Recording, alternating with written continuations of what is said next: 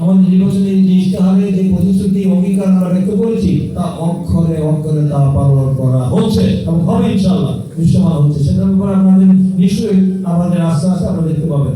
এই সমাজে আমরা একটি মানুষের যানবাহনের নিরাপত্তা থেকে শুরু করে মানুষের যে মৌলিক অধিকার, আইনি শাসন, বিচারপতি স্বাধীনতা, ন্যায় বিচার, মানবাধিকার প্রতিষ্ঠা করা হবে।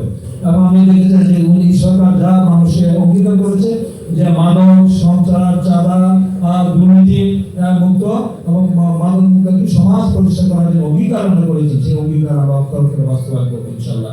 তো মানুষের কল্যাণ, এই যে আমাদের যারা দুস্থ অসহায় রয়েছে তাদেরকে পর্যায়ক্রমে তাদেরকে সহযোগিতা করা হবে এবং আমাদের এই যে প্রতিবন্ধীদেরকে থেকে শুরু করে এবং আমাদের যে ফ্যামিলি কার্ডে আমরা জানি 2,500 টাকা পরিমাণ সেই পরিমাণ আপনাদের নিত্য প্রয়োজনীয় দ্রব্য আমাদেরকে দেওয়া হবে, সেটা নিশ্চয়ই আপনারা জেনেছেন।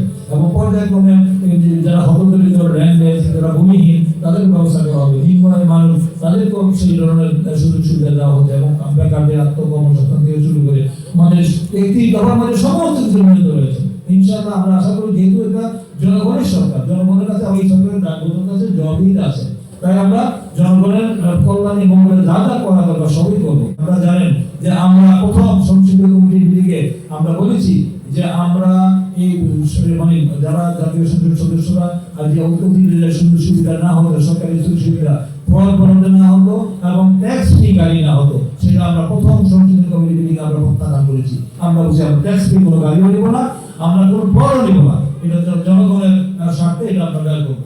এই যে জনগণের প্রতি আমাদের কমিটির অধীনে অনুসরণ করেছে এরা, আমরা প্রথম দিনই আমাদের অধিবেশনে আমরা করেছি। তাই আমাদের আস্থা রাখতে পারেন জনগণের কল্যাণী মঙ্গলে এই সরকার আমরা আমাদের সমস্ত কর্মকাণ্ডে পরিচালিত, আমরা জবাবদিহি আছে, আমরা সবার সমস্যা শুনবো। শুধু আমি দলের আমার বিএনপি নেতা কর্মীদের শুধু তা নয়,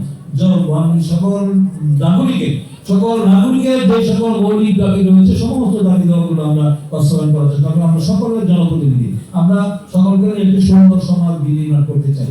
আমরা কোনো রকম দলের বিভাজন সৃষ্টি করতে চাই না। যে আমাদের মহান স্বাধীনতা ঘোষক কিন্তু জাতিকে বিভক্ত জাতিকে ঐক্যবদ্ধ করেছিলেন এবং তারা এখন বলেছেন যে আমরা সবাইকে ঐক্যবদ্ধভাবে আমরা চেষ্টা করতে চাই। সরকারি দল, বিরোধী দল আমরা সবাই মিলেমিশেই আমরা চেষ্টা করবো। সেখানে সেইভাবে আমাদের কোনো প্রতিহিংসা প্রতিশোধের রাজনীতি আমরা করবো না।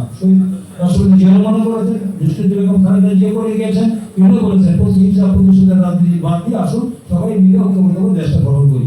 একই কথা আমাদের মাননীয় প্রধান মুখ্যমন্ত্রী তারেক রহমান মহোদয় তিনিও বলেছেন, আসেন সবাই মিলে একসাথে সবগুলি বলে যান আমাদের সমস্ত সবকিছুর আগে সবার আগে বাংলাদেশ। তাই আমরা বাংলাদেশের স্বার্থে, গণতন্ত্রের স্বার্থে, জনগণের স্বার্থে আমরা যা যা করার সবই করবো ইনশাআল্লাহ।